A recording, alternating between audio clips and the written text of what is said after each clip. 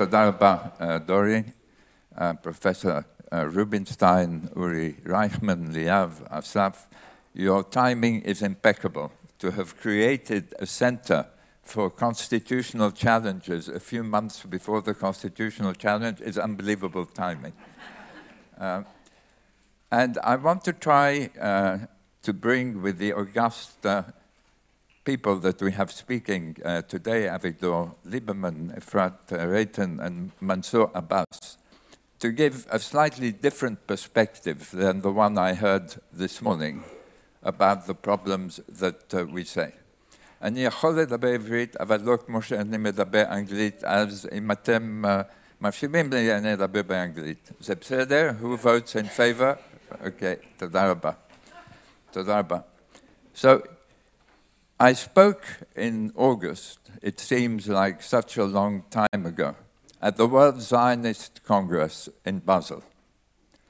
And I said then that what Israel had achieved was nothing short of miraculous. Miraculous.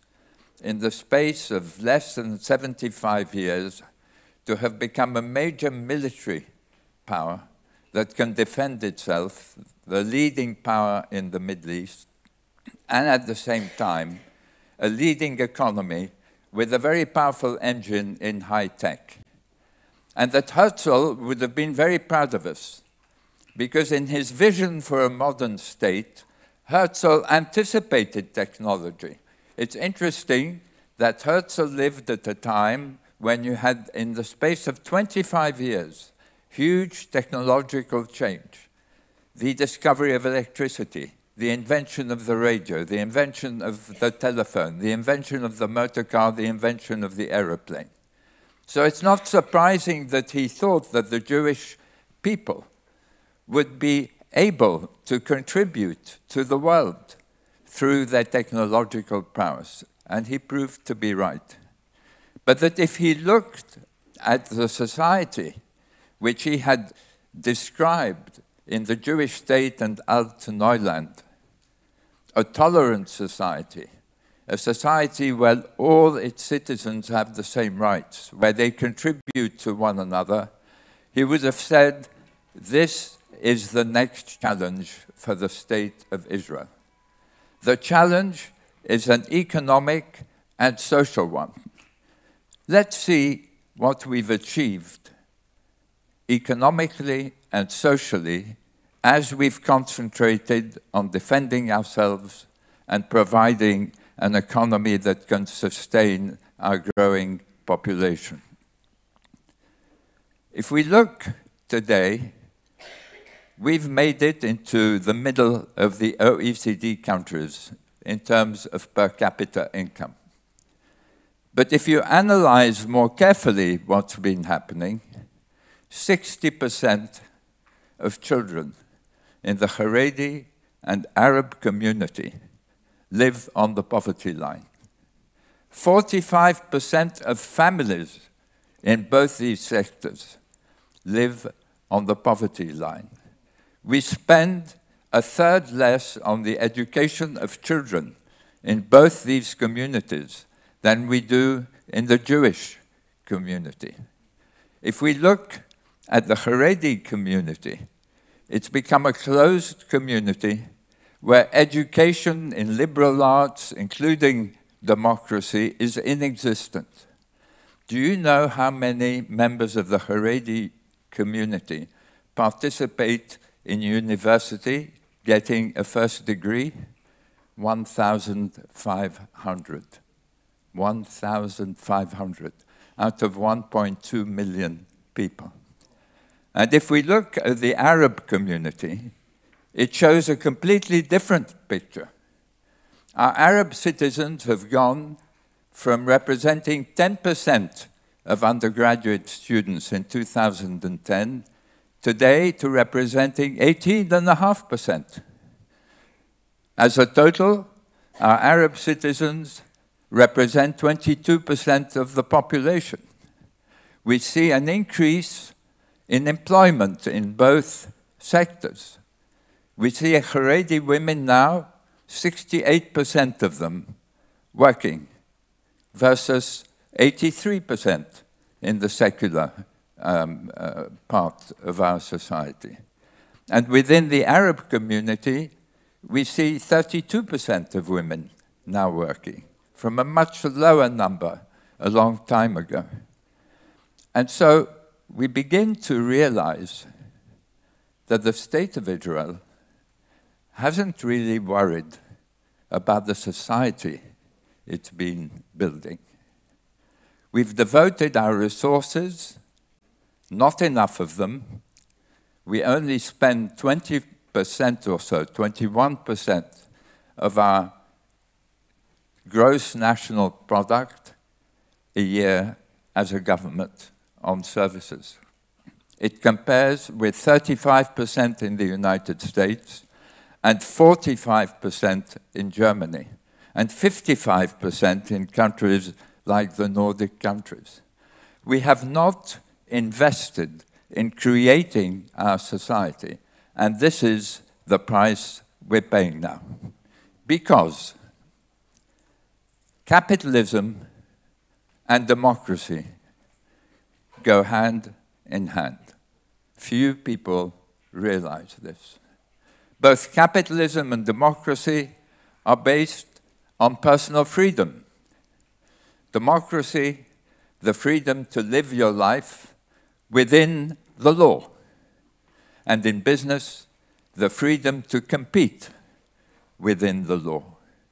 But where capitalism and democracy clash is in the distribution of the economic gain. And what we have seen in Israel and across the world is a distribution that has been challenged by technology, which has brought the opportunity for great wealth to those who are educated and can participate in technology and finance, who have made fortunes on a scale that historically has not been achieved before, and half the population that works in services and in traditional industries that has seen its income in real terms stagnate for 10 to 20 years. So is it surprising then that we see people saying, what is democracy? It's a word. It doesn't work for me. Give me a protector. Give me a dictator, a strong person, a strong leader who will defend my interests. I would much rather have that. And so all this talk of the Supreme Court is overshadowed by frustrations about inequality. We may not see them expressed in our daily press, but believe me, when somebody living in the periphery or in the Haredi sector or in the Arab sector sees the fortunes that are being created in high tech and see their own life stagnating, it creates huge frustration. Benjamin Disraeli, in the middle of the 19th century, made a famous speech at a time, similar time, when the Industrial Revolution had led to huge wealth being created, while huge swathes of the population were left behind, a speech entitled Two Nations. Two nations that don't know each other, don't talk to one another, and don't really relate to one another. We find ourselves in Israel with 4 nations in one. So what is the way forward? I want to be practical. Our future governments have to address these inequalities. If you want to strengthen democracy, you have to strengthen social equality and economic equality. You have to spread equality of opportunity evenly across every population. You can't favor settler movements by giving them tax incentives and spending nearly $200 billion in the settlement enterprise, while giving lesser incentives to Jews and Arabs living in the periphery. But that's where our politics have taken us. And so now we have to reverse the direction.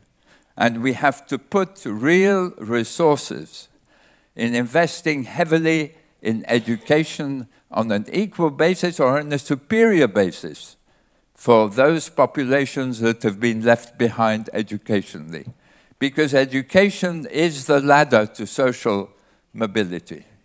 At the same time, we have to invest heavily in the infrastructure of our different populations. We have to give people the sense that they are sharing in the prosperity which tech has created here in Israel, that they are not left behind by educational elites which have enriched themselves. And so, when we begin to think of the world after this crisis, which, viewing it from outside, I am totally confident that we will overcome. I'm totally confident that we will make it through this crisis with a vindication of democracy, and I agree with Uri Rייכman that we have to take the opportunity to entrench democracy once and for all, so the rules of the game are clear. But if we only do that, if we only deal with the political dimension of the social conflict that we see today, we will be dealing with the symptom. We will be dealing with the fact that these economic disadvantages create fertile ground for demagogical politicians who take advantage of populism in order to benefit their own ends. So we need to have a different type of budget. We have a former Minister of Finance here. We need to have a different type of budget. We need to use the modern tools of impact investment now. Outcomes budgets for government, not how much I'm spending for education in the Haredi or in the Arab or in the periphery or in any other sector, but what outcomes I have to achieve in each of these sectors, how many students I want to see graduating, and measure these achievements. And we can use outside capital. It doesn't need to come from our budgets. Our budgets can afford it. We can use outside capital to come in alongside government, as we are doing already, and teach Bedouin students maths in Rahat, and have the government pay for it once they have achieved the attainment level we require. Or prevent our population from going from being pre-diabetic to being diabetic. Or preventing half our students at Haifa University from dropping out of computer studies because their schools haven't prepared them well enough in the periphery, or because they don't speak good enough Hebrew coming from the Arab community. We need outcomes budgets, we need impact investment, and we need the will now to invest in our society as we invested in our army and our economy. If we wish it, it won't be a dream. Thank you.